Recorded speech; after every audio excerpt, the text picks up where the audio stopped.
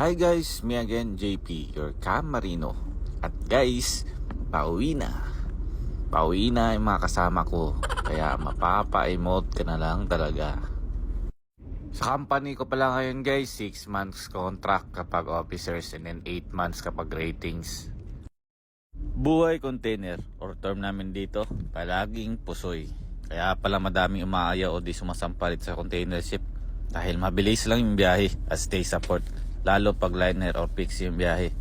Isang voyage o isang ikot, 5 days lang. Every month may schedule na kami for arrival at departure ng port.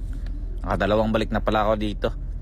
Una yung third engineer ko. Tapos pinagbakusin lang ako 2 months. Nabalik ako as second engineer.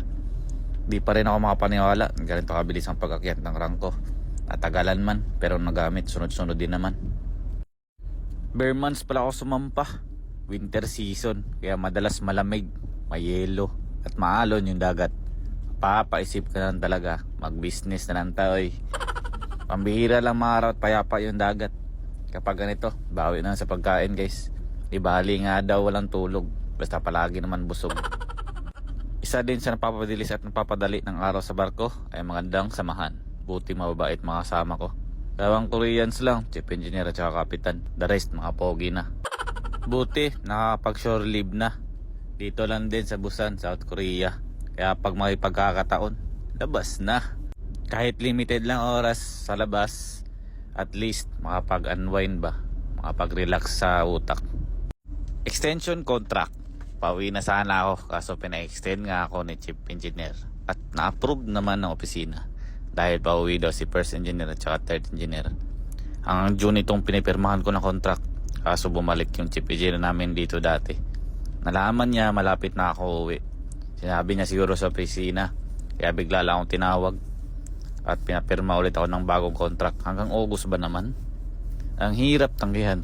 Kasi itong chief engineer din nag-promote sa akin. Kaya walang choice. Pirma lang tayo. Sabi nga nila, more days, more money on board. Pero wala pa din money man. Ulitin ko ulit sa mga kagaya ko. 4 na barko na sakyan ko bago natapos yung cadetship ko. Dahil naabutan ako ng bintahan ng barko. Nag-exam agad ako. Kumuha ako ng lisensya. 2017, naging oiler or ratings, 4 na barko din. 5 years pala validity ng license namin at naabutan ako ng expiration. Nag-renew lang ako ulit at sumubok ako sa ibang kumpanya. May mga bagay talaga na kahit gusto natin makuha ang mangyari, di binibigay sa atin. Pero di natin alam. May mas sinahanda pa ang Panginoon na the best para sa atin. Good for you pag mabilis or sa batang edad naging officer ka. Pero sa kagaya ko na sinubok ng panahon, dasal, tiwala sa Panginoon, mag-aral at sipagan palalo. Kasi pag dumating sa iyo yan, wala nang atrasan yan. Katulong mo yung mga experience na yan pag officer ka na. Huwag lang mainggit sa iba. May iba't ibang time tayo.